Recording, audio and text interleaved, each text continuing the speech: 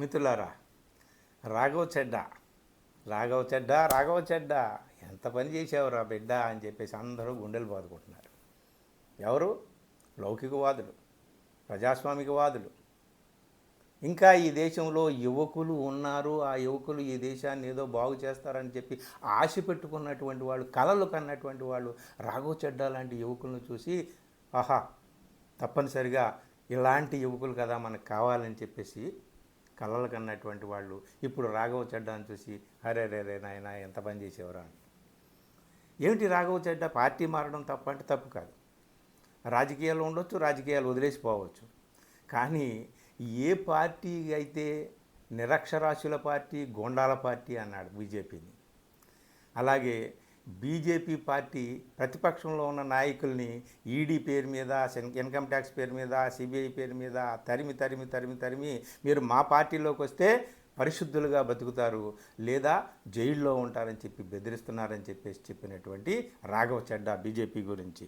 అలాగే ఈ దేశాన్ని ప్రతిపక్షం లేనటువంటి దేశంగా మార్చేయాలని చెప్పేసి బీజేపీ వాళ్ళు చూస్తున్నారని చెప్పి చెప్పినటువంటి రాఘవ్ చెడ్డా నన్ను కొనడానికి ఇంకా ఇక్కడ అలాంటి డబ్బే పుట్టలేదని చెప్పేసి గుండెల మీద చెయ్యేసుకొని మరీ విరిచి మరీ చెప్పినటువంటి రాఘవ్ చెడ్డా ఇప్పుడు అదే బీజేపీలోకి వెళ్ళాడండి. అందుకని అందరూ రాఘవ్ చెడ్డా ఇదేంటరా బిడ్డ అని చెప్పేసి వాపోతున్నారనమాట.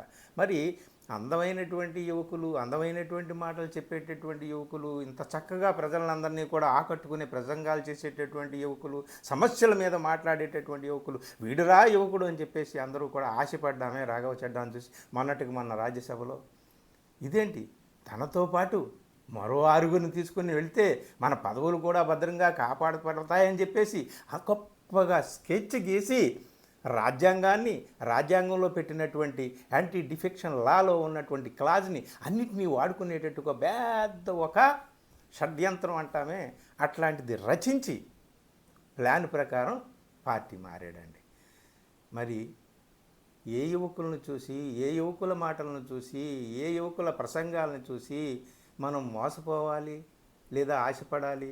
రాఘవ్ చెడ్డాని చూసి మనం ఏం తెలుసుకోవాలి? మీరే ఆలోచించండి, చూద్దాం.